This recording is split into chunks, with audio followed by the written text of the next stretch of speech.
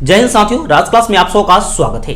तो आज के इस वीडियोस में हम लोग बात करेंगे कक्षा 9 जो एनसीईआरटी पैटर्न्स के बारे में साथियों बात करूंगा। इसमें हम लोग आज के वीडियोस में बात करेंगे कक्षा 9वीं की साइंस के बारे में साथियों बात करेंगे। पूरी बेसिक और एडवांस कॉन्सेप्ट आपको मिलने वाली है साथियों, ठीक है। तो आप हमारे चैनल पर भी नए हैं तो चैनल को सब्सक्राइब कर लीजिएगा, एक बार बेल नोटिफिकेशन ऑन कर लीजिएगा ताकि मेरे वीडियो का नोटिफिकेशन साथियों आपको सबसे पहले मिलता रहेगा। तो यहाँ पे हम लोग देखेंगे पहले पूरी बेसिक चीज के बारे में हम लोग जानकारी प्राप्त करेंगे कि विज्ञान होता क्या है, यानी विज्ञान कहते किसको है, उसके बारे में साथियों पहले हम लोग पूरा डिस्कस कर लेते हैं। यानी विज्ञान होता क्या है, इसकी उत्पत्ति कहां से हुई है, यानी साइंस आखिर में है क्या। तो विज्ञान जो है एक लैटिन भाषा के, यानी लैटिन शब्द जो होता है लैटिन, यानी जो विज्ञान है लैटिन भाषा के एक सिंटिया शब्द होता है।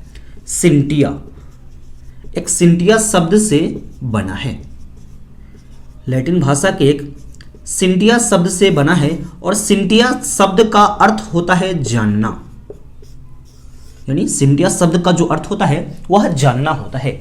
तो जानने के बारे में हम लोग किस चीज के जानने के बारे में बात करेंगे उसी के साथियों में पूरा आपको बताने वाला हूं। पहले तो समझिए कि जो साइंस होता है एक लैटिन भाषा के सिंटिया शब्द से लिया गया है जिसका अर्थ होता है जानना, जो हमारे चारों ओर के तथ्य एवं घटनाओं को, हम लोग जिस परिवेश में रहते हैं इसके चारों ओर के तथ्य एवं घटनाओं को सुव्यवस्थित अध्ययन, उसके बारे में हम लोग अच्छी प्रकार से अध्ययन करते हैं, वही हमारा क्या कहलाता है, तो विज्ञान कहलाता है साथियों। पूरा डेफिनेशन मैं यहाँ पे आपको लिख दूंगा, आप लोग स्क्रीनशॉट ले लोगे, उसको आप लोग आराम से लिख लीजिएगा साथियों, ठीक। तो चलिए इसका हम लोग डिफिनेशन लिखते हैं, आपको पूरा अच्छी प्रकार से मैं लिख कर दूंगा। यानी साइंस होता क्या है, तो साइंस लैटिन भाषा के, यानी विज्ञान लैटिन भाषा के सिंटिया शब्द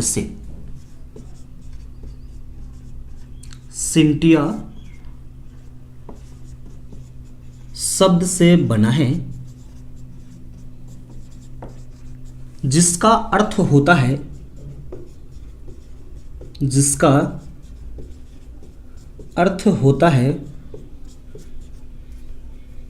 जानना, यानी जिसका अर्थ क्या होता है, तो जानना होता है। तो हम लोग किस चीज के बारे में जानने की बात करेंगे वो मैं आपको लिख रहा हूं कि हमारे चारों ओर के तथ्यों एवं घटनाओं को सुव्यवस्थित अध्ययन ही क्या कहलाता है, तो विज्ञान कहलाता है। फिर से एक बार इसको देखिएगा साथियों, यानी विज्ञान होता क्या है, तो एक लैटिन भाषा के सिंटिया शब्द से लिया गया है और जिसका अर्थ होता है जानना। यानी किस चीज के बारे में हम लोग जानने की बात करेंगे कि हमारे चारों ओर के तथ्यों एवं घटनाओं को सुव्यवस्थित अध्ययन ही क्या कहलाता है, तो विज्ञान कहलाता है। साथियों ये विज्ञान के बारे में एक छोटी सी डेफिनेशन आपको मालूम हो गए हैं और ये कितने प्रकार के होते हैं सभी टाइप्स के बारे में साथियों हम लोग बात करेंगे। तो पहले हम लोग इसके बाद देखते हैं कि विज्ञान के कितने प्रकार होते हैं साथियों, ठीक है। यानी विज्ञान के प्रकार,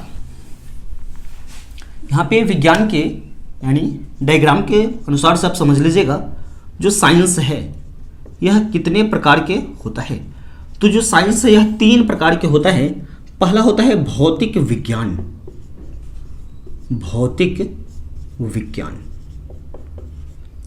तो भौतिक विज्ञान को हम लोग क्या कहते हैं, तो फिजिक्स कहते हैं, फिजिक्स। दूसरा होता है रसायन विज्ञान जिसको केमिस्ट्री बोला जाता है, केमिस्ट्री इंग्लिश में कहते हैं। इसके बाद होता है जीव विज्ञान बायोलॉजी, यानी विज्ञान को कितने भागों में बांटा है, तो विज्ञान को 3 भागों में बांटा गया है। फिजिक्स यानी भौतिक विज्ञान, केमिस्ट्री यानी रसायन विज्ञान, और थर्ड होता है बायोलॉजी जिसको हम लोग जीव विज्ञान कहते हैं साथियों। तो इसमें हम लोग बात करेंगे भौतिक विज्ञान के एक टॉपिक्स आता है, इसका क्लास 9th का फर्स्ट चैप्टर है मात्रक, जिसको इंग्लिश में यूनिट हम लोग कहते हैं। इसी चैप्टर के बारे में साथियों हम लोग इसमें बात करेंगे। मात्रक होता क्या है, इसके कुछ विशेष कॉन्सेप्ट और एडवांस भी कंसेप्ट के बारे में साथियों इसमें हम लोग बात करेंगे।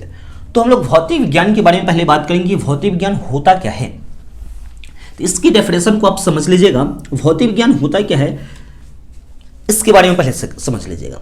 तो विज्ञान की एक शाखा है, यानी जो भौतिक विज्ञान हो, रसायन विज्ञान हो या जीव विज्ञान हो, किसका एक शाखा यानी ब्रांच, किसका एक इस शाखा यानी किसका एक पुत्र है साथियों।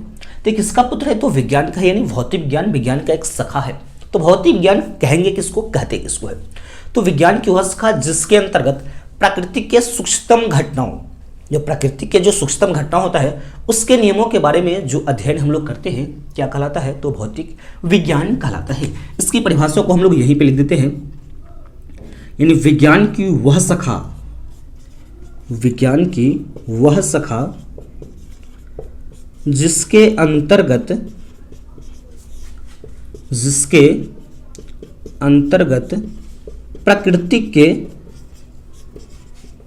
प्रकृति के सूक्ष्मतम घटनाओं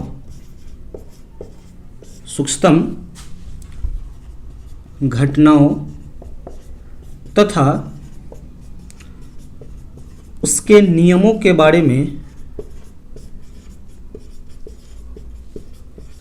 बारे में अध्ययन, यानी फिर से देख लीजिएगा कि विज्ञान की वह शाखा जिसके अंदर प्रकृति के सूक्ष्मतम घटनाओं तथा उसके नियमों के बारे में अध्ययन करते हैं, क्या कहलाएगा साथियों, तो भौतिक विज्ञान कहलाती है। भौतिक विज्ञान कहलाती है। ये साथी इसकी छोटा सा एक डेफिनेशन हो जाएगा। तो हम लोग क्लास 10 के चैप्टर्स के बारे में बात करेंगे, वो होता है मात्रक यानी यूनिट्स कहते हैं, उसी के बारे में साथी। ये थोड़ा सा साइंस का इंट्रोडक्शन था, उसका ब्रांच का इंट्रोडक्शन था। उसी प्रकार जब हम लोग केमिस्ट्री के बारे में पढ़ेंगे तो केमिस्ट्री क्या होता है, जब बायोलॉजी के बारे में पढ़ेंगे तो बायोलॉजी क्या होता है साथियों, पूरा मैं आपको कंप्लीटली बताता रहूंगा साथियों। तो पहले तो हम लोग भौतिक विज्ञान के बारे में समझ गए, और इसका एक टॉपिक्स यानी क्लास 9 का चैप्टर्स फिजिक्स में 5 या 6 चैप्टर पढ़ने हैं, वो हम लोग बारी बारी से डिस्कस करते रहेंगे साथियों। तो पहले फर्स्ट वाले चैप्टर हम लोग पढ़ेंगे मात्रक, जिसको यूनिट कहा जाता है साथियों, उसी के बारे में पूरी जानकारी आपको। तो यहाँ पे आपकी चैप्टर्स फर्स्ट है मात्रक, जो हम लोग हेडिंग लगाते हैं, यानी मात्रक, ठीक है साथियों, यानी यूनिट क्या होता है। तो इसमें पहले हम लोग भौतिक विज्ञान के बारे में पढ़ ले, कुछ भौतिक राशियां जो होती है उसके बारे में साथियों हम लोग पढ़ेंगे कि भौतिक राशि होता क्या है। भौतिक राशि जिसको हम लोग फिजिकल क्वांटिटी इंग्लिश में कहते हैं, फिजिकल क्वांटिटी, यानी भौतिक राशि होता क्या है। तो इसके बारे में थोड़ा सा हम लोग समझते चलेंगे। सभी जो डेफिनेशन है सभी को मैं आपको लिख दूंगा, आप लोग स्क्रीनशॉट लेकर उसको अच्छे प्रकार से लिखकर याद कर लीजिएगा साथियों, और समझते रहिए, वीडियोस को देखकर समझते रहिए, दोस्तों के पास साथियों शेयर करते रहिएगा। पहला है कि भौतिक राशि होता क्या है। तो प्रकृति में जिसका अस्तित्व होता है, जो उपस्थित है, जिसकी अस्तित्व होती है, वह क्या कहलाता है, तो भौतिक राशि कहलाती है। इसका डेफिनेशन को हम लोग लिखते हैं, यानी प्रकृति में जिसका अस्तित्व होता है,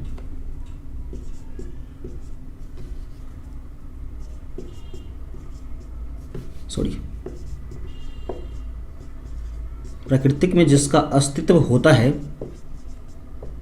क्या कहलाता है, तो भौतिक राशि कहलाता है। ये तो डेफिनेशन आप लोगों ने देख लिया। यानी भौतिक राशि होता क्या है, तो प्रकृति में जिसका अस्तित्व होता है उसको हम लोग भौतिक राशि कहते हैं। तो जैसे में एग्जाम्पल में क्या हो जाएगा, तो बल, वेग, त्वरण इत्यादि ये सभी हो जाएंगे, यानी बल, वेग, त्वरण और इत्यादि जैसे में हो जाएंगे। इसके बाद होता है क्या है, जो भौतिक राशि कितने प्रकार की होती है, यहां से समझ लीजिए।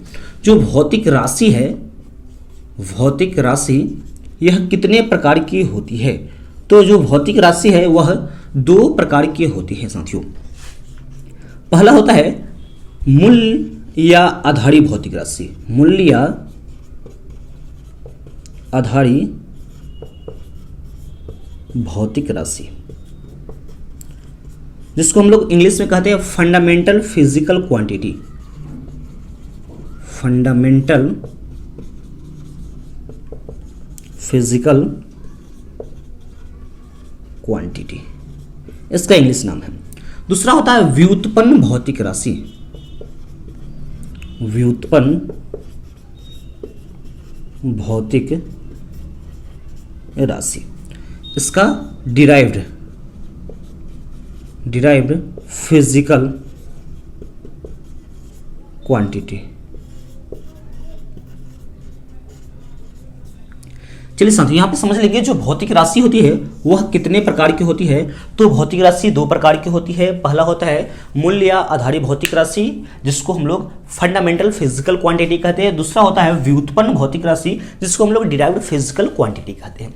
तो पहले होता है कि फंडामेंटल फिजिकल क्वांटिटी यानी मूल्य आधारित भौतिक राशि किसे कहते हैं। तो वैसे भौतिक राशि जो किसी अन्य भौतिक राशि पर निर्भर नहीं करती है, किसी दूसरे की मदद नहीं लेती है, क्या कहलाता है, मूल्य या इसको आधारित भौतिक राशि कहते हैं। दो नाम है साथियों, आप मूल भौतिक राशि कहे या आधारित भौतिक राशि कहे, दोनों बात सेम ही है। ये किसी दूसरे की सहायता नहीं लेता, सिंगल होता है। जैसे द्रव्यमान, उसका लंबाई, दूरी, ये सब क्या हो गया आपका मूल भौतिक राशि में हो गया। इसका होता है क्या कि जो व्युत्पन्न भौतिक राशि, तो व्युत्पन्न भौतिक राशि कहते किसको है कि वैसे भौतिक राशि जो दो या दो से अधिक किसके द्वारा बनता है, तो मूल्य या आधारित भौतिक राशि द्वारा बने होते हैं। इसी के मदद से जो राशि को हम लोग बनाते हैं उसको हम लोग व्युत्पन्न भौतिक राशि कहते हैं। साथियों डेफिनेशन मैं आपको पूरा दूंगा, ठीक है साथियों, पहले समझ लीजिए। यानी क्या है व्युत्पन्न भौतिक राशि क्या है, तो वैसे भौतिक राशि जो दो या दो से अधिक मूल मात्रकों द्वारा यानी मूल भौतिक राशि द्वारा बने होते हैं, जिसको हम लोग क्या कहते हैं, तो व्युत्पन्न भौतिक राशि कहते हैं। तो पहले हम लोग स्टार्ट पॉइंट यहाँ पे लगाएंगे कि मूल्य आधारित भौतिक राशि होता क्या है साथियों। यहाँ तक तो आप लोगों ने लिख लिया होगा, ठीक है। तो हम लोग हेडिंग लगाते हैं किसका, मूल्य आधारित भौतिक राशि कहते किसको है।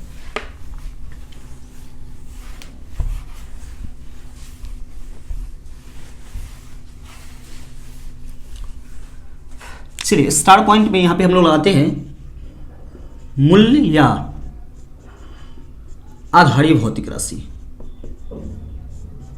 आधारित भौतिक राशि यानी इसका इंग्लिश क्या हो जाएगा, तो फंडामेंटल फिजिकल क्वांटिटी।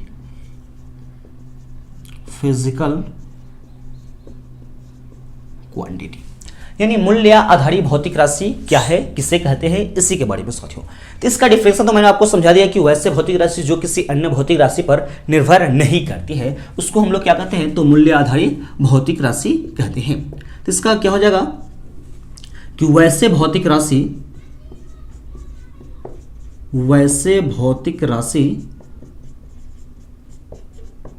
जो किसी अन्य भौतिक राशि पर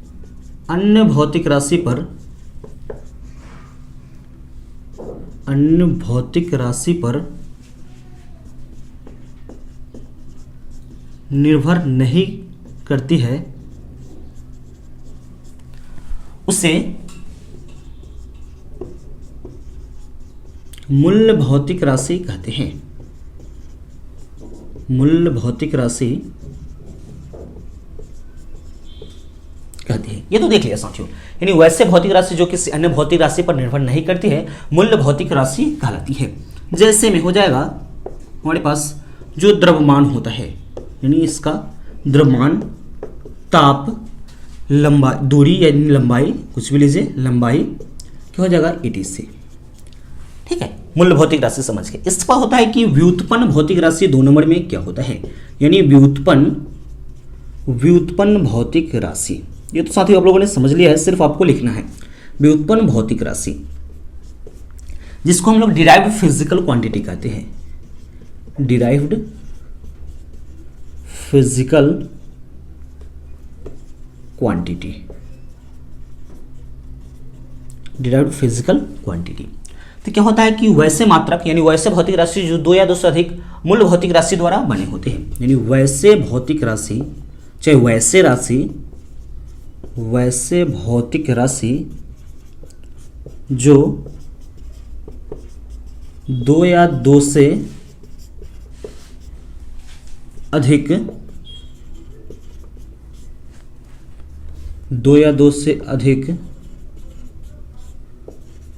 मूल भौतिक राशि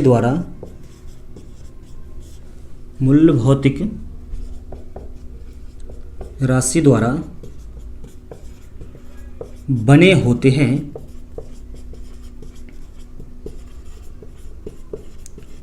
व्युत्पन्न भौतिक राशि कहलाता है। फिर से समझते चलिएगा, यानी वैसे भौतिक राशि जो दो या दो से अधिक मूल भौतिक राशि द्वारा बने होते हैं उसको हम लोग व्युत्पन्न भौतिक राशि कहते हैं। जैसे में होता है, जैसे में बल होता है, बल, वेग, त्वरण इत्यादि। जैसे कि त्वरण कहने का मतलब, यहाँ पे त्वरण के लिए समझिएगा, मीटर प्रति सेकंड, वर्ग सेकंड जो होता है ना, यानी त्वरण यहाँ कैसे बनता है इसे देखिएगा। यानी त्वरण होता है मीटर प्रति, इसका ऐसा ही मात्रक जो होता है मीटर प्रति वर्ग सेकंड होता है। तो हम लोग होता है क्या है कि मीटर है जो लंबाई में मापता है तो लंबाई का है, और जो सेकंड है यानी समय का है तो जो हमारे पास कौन सा मात्रक का है तो मूल भौतिक राशि का है, मूल भौतिक राशि का है। इसलिए हम लोग इसको कहते हैं ये दो या दो से अधिक मूल भौतिक राशि द्वारा जो बने होते हैं उसको हम लोग व्युत्पन्न भौतिक राशि कहते हैं साथियों। यहाँ तक तो साथियों आप लोग कंप्लीटली समझ गए होंगे। फिर से एक बार रिकैप कर देता हूँ आपको समझने के लिए। यानी जो होता है भौतिक राशि दो प्रकार के होते हैं, पहला होता है मूल्य या आधारित भौतिक राशि, दूसरा होता है व्युत्पन्न भौतिक राशि। तो मूल और आधारित भौतिक राशि किसे कहते हैं, तो वैसे भौतिक राशि जो किसी अन्य भौतिक राशि पर निर्भर नहीं करती है, मूल्य या आधारित भौतिक राशि कहलाती है। जैसे में हो गया लंबाई, द्रव्यमान, ताप, ज्योति तीव्रता, विद्युत धारा इत्यादि। यहाँ पे हो जाता है दूसरा नंबर आता है व्युत्पन्न भौतिक राशि। तो वैसे भौतिक राशि जो दो या दो से अधिक किसके द्वारा, तो मूल मात्रकों के द्वारा, मूल मात्रक नहीं, मूल भौतिक राशि के द्वारा बने होते हैं उसको हम लोग व्युत्पन्न भौतिक राशि कहते हैं। जैसे में होता है बल, वेग, त्वरण, जिसमें होता है कि वेग का यानी त्वरण का ईसाई मात्रक जो होता है, यानी इंटरनेशनल सिस्टम यूनिट आगे हम लोग पढ़ेंगे, ईसाई मात्रक जो लंबाई यानी क्या होता है, यही मीटर प्रति वर्ग सेकंड होता है। तो मीटर को हम लोग लंबाई में मापते हैं, वर्ग सेकंड सेकंड का मात्रक है, यानी सेकंड का है, टाइम का मात्रक है। तो यानी यह किसके द्वारा बन रहा है, तो इसी यानी मूल भौतिक राशि के द्वारा बन रहा है, यानी इसीलिए इसको हम लोग क्या कहते हैं, व्युत्पन्न भौतिक राशि। नेक्स्ट टॉपिक साथियों आता है इसका मात्रक, जो चैप्टर्स का नाम है मात्रक। हम लोगों ने पीछे भी पढ़ा है, हम लोगों ने अभी भौतिक राशि के प्रकार कितने होते हैं उसके बारे में साथियों पढ़ा है। तो भौतिक राशि को साथियों मात्रक का परिभाषा क्या हो जाएगा, डेफिनेशन, कि भौतिक राशि को हम लोग जिस पदों में व्यक्त करेंगे उसी को हम लोग क्या कहते हैं, तो मात्रक कहते हैं। जो भौतिक राशि हम लोगों ने पढ़ा है ना, जो भौतिक राशि में पढ़ा है लंबाई, द्रव्यमान, ताप, बल, वेग, त्वरण, इसके बारे में मैंने जैसे मैं आपको बताया था उसी को हम लोग एक नए फॉर्मेट में चेंज करेंगे, वह क्या कहला जाएगा, हमारा मात्रक कहला जाएगा साथियों। इसके बारे में आपको पूरा कॉन्सेप्ट पूरा डिक्लेयर मैं आपको कर दूंगा साथियों। तो पहले मात्रक के बारे में परिभाषा को समझ लेते हैं कि भौतिक राशि को जिस पदों में हम लोग व्यक्त करते हैं उसको हम लोग मात्रक कहते हैं। ये आपको एग्जांपल के माध्यम से समझ में आएगा। पहले इसकी परिभाषा को हम लिख लेते हैं। ये लिखते हैं कि भौतिक राशि को जिस पदों में व्यक्त किए जाते हैं क्या कहलाता है, मात्रक कहलाता है। परिभाषा को फिर से समझ लीजिए, यानी भौतिक राशि को हम लोग जिस पदों में व्यक्त करते हैं उसको हम लोग मात्रक कहते हैं। जैसे एग्जांपल के माध्यम से आपको समझ में आएगा। जैसे हम लोगों ने बल पढ़ा है, यानी बल, तो बल का जो मात्रक है क्या हो जाएगा, तो बल का मात्रक न्यूटन होता है। यहां पे हम लोग पढ़ेंगे बल का मात्रक न्यूटन।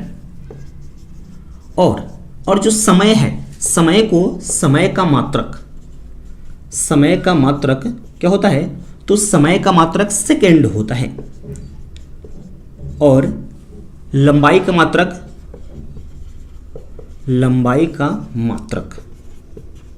क्या होता है, तो लंबाई का मात्रक मीटर होता है। साथियों एग्जांपल के माध्यम से समझिएगा, फिर से समझिएगा कि मात्रक होता है क्या है, कि भौतिक राशि जो था, बल, समय, लंबाई जो भौतिक राशि था, इसको हम लोग जिस पदों में व्यक्त कर देते हैं यानी चेंज कर देते हैं वही हमारा क्या कहलाता है, तो मात्रक कहलाता है साथियों। जैसे एग्जांपल के माध्यम से समझ में आएगा, जो बल हम लोगों ने पढ़ा था, तो बल का मात्रक, इन बल को हम लोग किस चीज में मापते हैं, किसी पर हम लोग धक्का देते हैं उसको किस में मापते हैं, यानी उसको हम लोग न्यूटन में मापते हैं साथियों, या किलोग्राम में मापते हैं, वो बाद में हम लोग समझेंगे।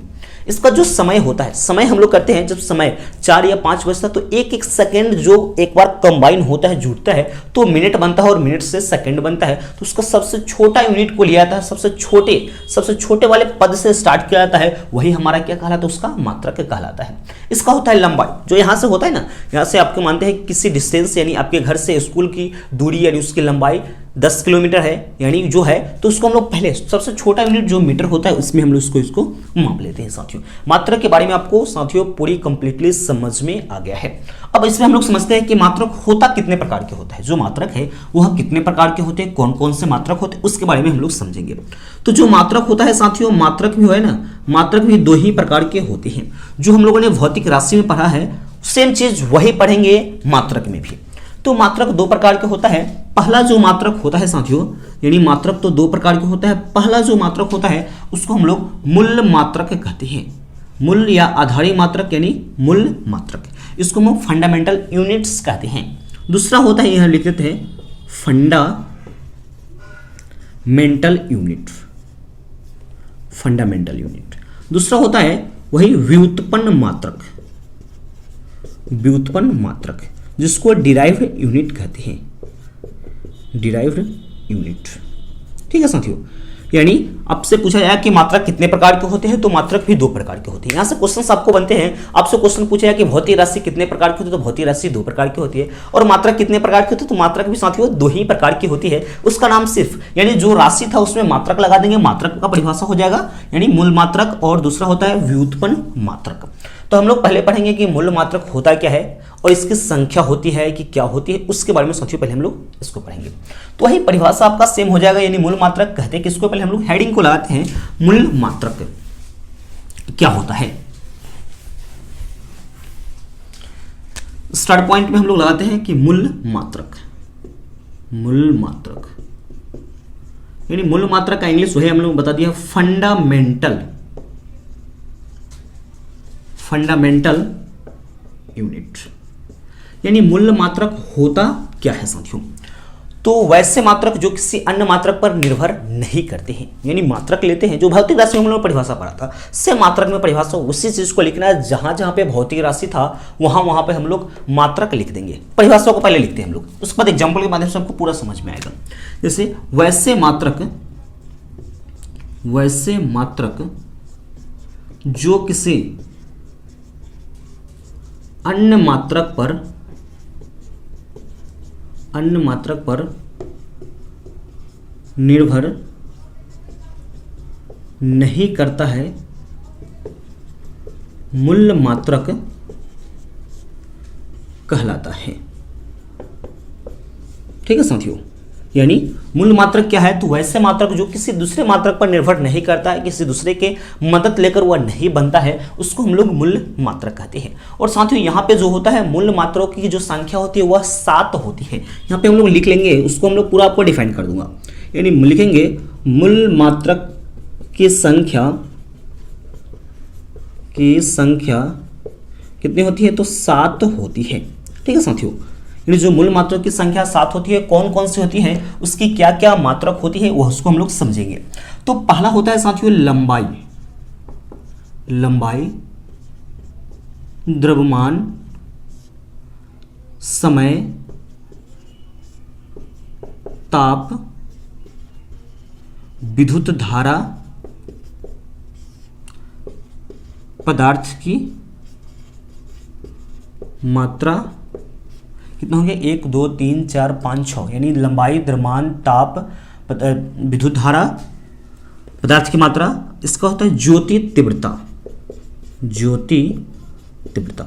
साथियों इसको अप डाउन हम लोग लिख सकते हैं, उसमें कोई दिक्कत नहीं है। 2 ये हो जाएगा 3 नंबर, 4 नंबर, 5 नंबर, 6 नंबर और यह 7 नंबर होगा। मैंने आपको पहले बताया कि मूल मात्राओं की संख्या कितनी होती है, तो मूल मात्राओं की जो संख्या होती है वह 7 होती है। पहला होता है लंबाई, दूसरा द्रव्यमान, समय, ताप, विद्युत धारा, पदार्थ की मात्रा, ज्योति। तो इसको हम लोग, इसका सिंबल क्या होता है, किस चीज से इसको हम लोग डिनोट करते हैं और इसको हम लोग समझते कैसे है, से देखिएगा।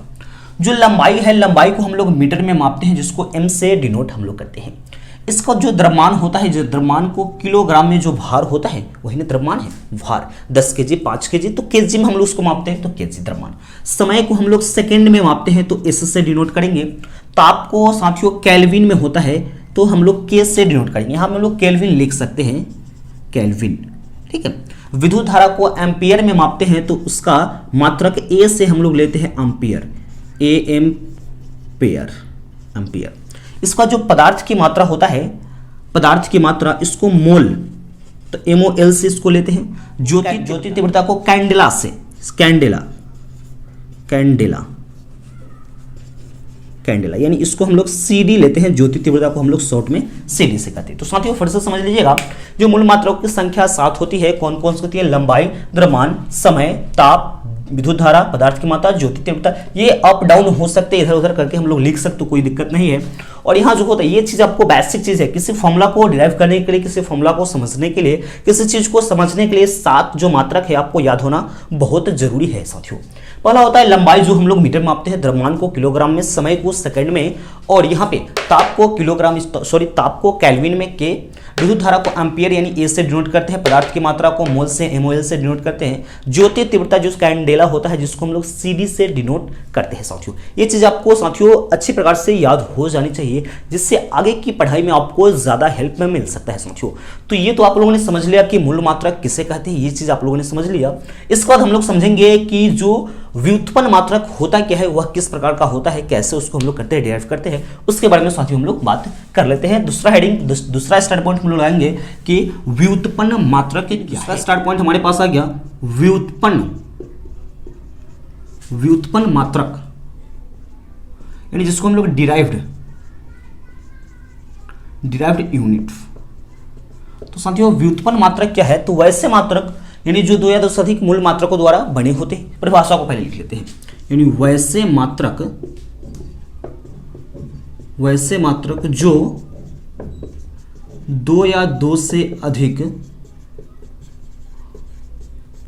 मूल मात्रकों द्वारा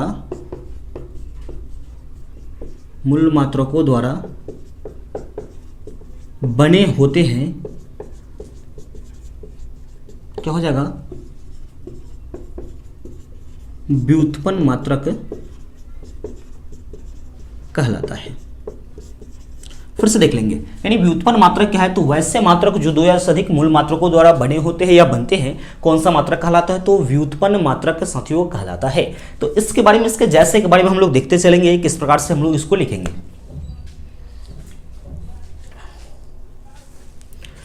तो इसमें होता क्या है कि हम लोग देखेंगे कि जो बल का मात्रक होता है, बल का मात्रक क्या होता है? तो न्यूटन होता है, जिसको हम लोग किससे डिनोट करते हैं? तो N से डिनोट करते हैं। इसके बाद होता है वेग का मात्रक, बल का मात्रक, वेग का मात्रक। तो वेग का मात्रक मीटर प्रति सेकंड होता है, यानी वेग का जो मात्रक है क्या होता है? मीटर प्रति सेकंड होता है। तो इसको हम लोग किस प्रकार से लिखते हैं? मीटर प्रति सेकंड। यह क्या किस चीज का सिंबल है? तो प्रति का सिंबल है। फिर से इसको हम लोग समझेंगे, इतना ये तो आपके जैसे में है साथियों, जैसे में, यानी इसको हम लोग फिर से समझेंगे। व्युत्पन्न मात्रक क्या है? तो ऐसे मात्रक जो 2 या से अधिक मूल मात्रकों द्वारा बने होते हैं उसको हम लोग व्युत्पन्न मात्रक कहते हैं। जैसे में होता है कि जो बल का मात्रक होता है न्यूटन होता है, जिसको हम लोग N से डिनोट करते हैं, सिंबॉलिकल हम लोग समझेंगे, ठीक है। इसका होता है वेग का जो मात्रक होता है मीटर प्रति सेकेंड।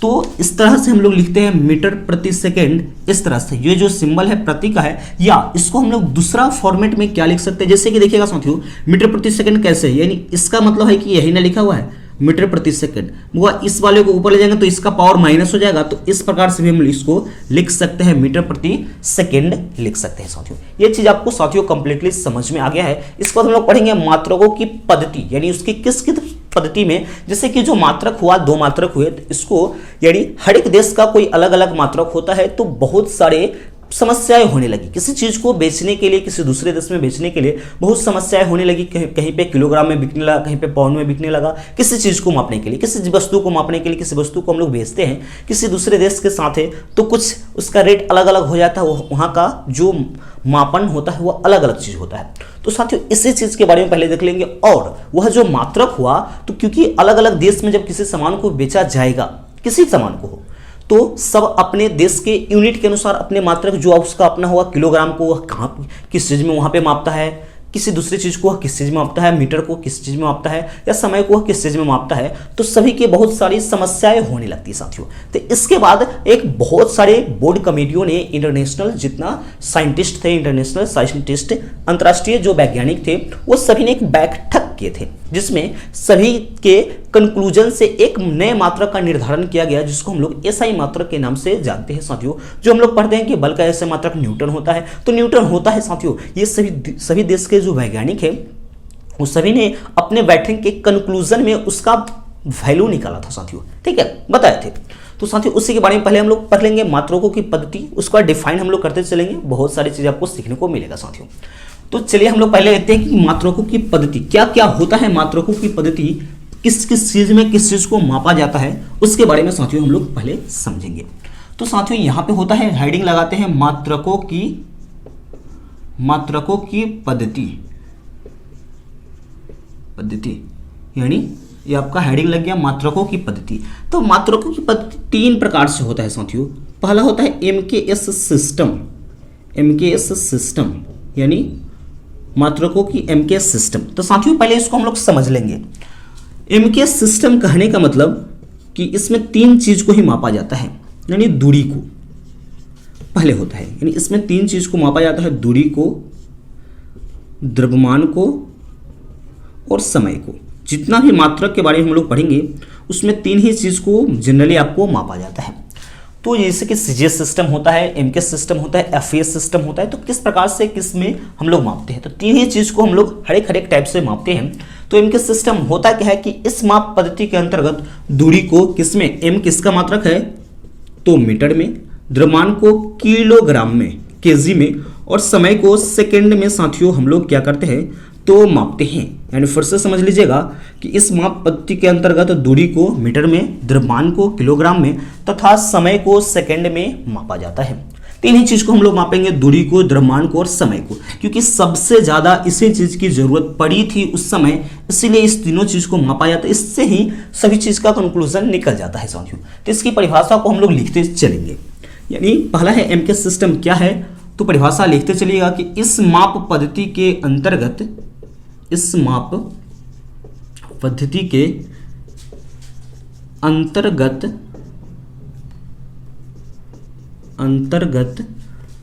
मीटर को,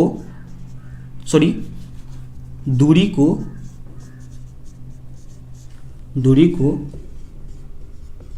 मीटर में, द्रव्यमान को किलोग्राम तथा समय को सेकंड में मापा जाता है।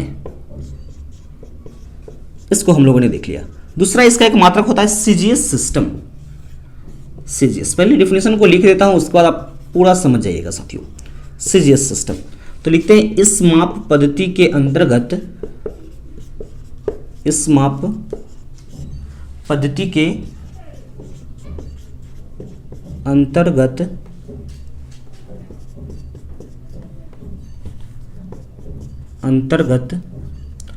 दूरी को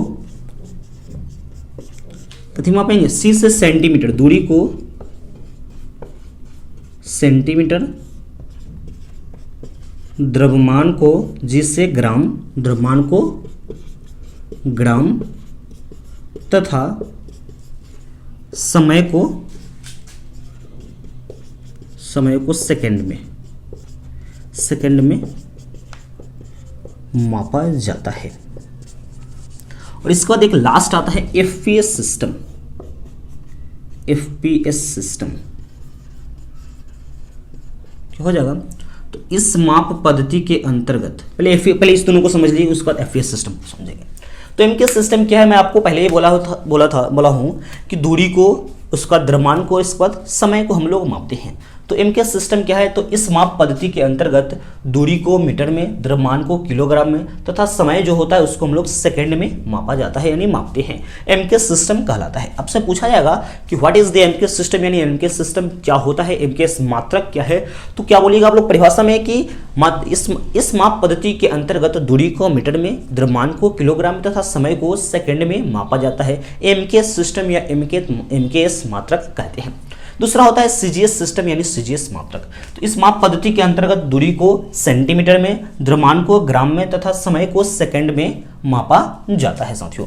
ये चीज आप लोगों ने समझ लिया। लास्ट है इसका एफपीएस सिस्टम। एफपीएस सिस्टम होता है क्या है उसको हम लोग समझते चलेंगे। थर्ड नंबर इसका point, FPS system. FPS system यानी एफपीएस इसको मात्रक कहेंगे। तो इसका परिभाषा क्या हो जाएगा कि इस माप पद्धति के अंतर्गत, इस माप पद्धति के अंतर्गत दूरी को f से फुट, द्रव्यमान को पौंड तथा समय को सेकंड में मापा जाता है। चलिए साथियों समझिएगा, इसमें होता क्या है, जो दूरी है दूरी को हम लोग फुट में मापते हैं। जैसे कि हम लोग यहाँ पे लकड़ी को खरीदते हैं या किसी दूसरे वस्तु को ज़्यादा खरीदते हैं जो कॉस्टली एक तरह से होता है, वो सब हमको फुट में देता है, यानी जिसको हम लोग फीट कहा करते हैं कि 5 फीट 10 फीट, चाहे हाइट को भी फीट में मापते हैं हम लोग, वही है। इसका जो द्रव्यमान होता है, कुछ चीज़ जो आप लोगों ने केक खरीदने, बर्थडे वाला केक खरीदते तो आपको केजी या पाउंड में देगा कि हाँ 1 पाउंड 2 पाउंड को देगा, इस प्रकार से देगा। इन जो द्रव्यमान होता है उसको पाउंड में मापते हैं। और समय को जनरली जितना है सभी को समय को सेकंड में ही मापा जाता है साथियों। यानी इससे आपको कंक्लूजन क्या आते हैं कि जितने सभी हम लोग एमकेएस सिस्टम यानी सिस्टम मात्रों की पद्धति पढ़ी है, उसमें समय को किसमें मापा जाता है, तो सेकंड में ही मापा जाता है साथियों। तीनों चीजों आप लोग अच्छे प्रकार से समझ गए हैं। और इसका लास्ट, इस चैप्टर का लास्ट एक तरह का पॉइंट आता है एसआई मात्रक, जिसको इंटरनेशनल सिस्टम यूनिट या सिस्टम ऑफ इंटरनेशनल यूनिट कहते हैं। एसआई मात्रक, एसआई मात्रक यानी इंटरनेशनल सिस्टम यूनिट, चाहे सिस्टम ऑफ इंटरनेशनल यूनिट, यानी एसआई मात्रक। तो एसआई मात्रक क्या है, तो विश्व स्तरीय, यानी एक बैठक हुआ था विश्व स्तरीय बैठक, जिसमें हम लोग MKS system, FPS system, SCGS system को एक डिफाइन करके एक नया मात्रक का नाम दिया गया था, जिसको हम लोग एसआई मात्रक कहते हैं, जो पूरे देश में लागू है।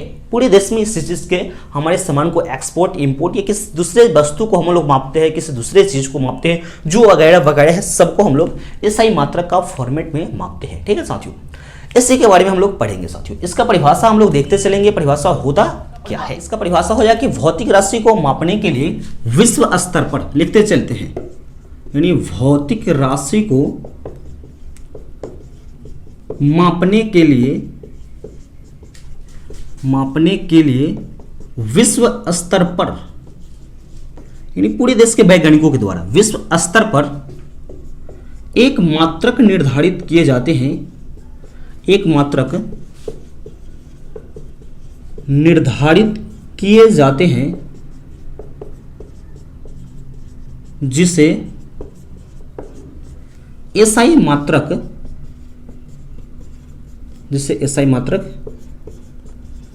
कहते हैं।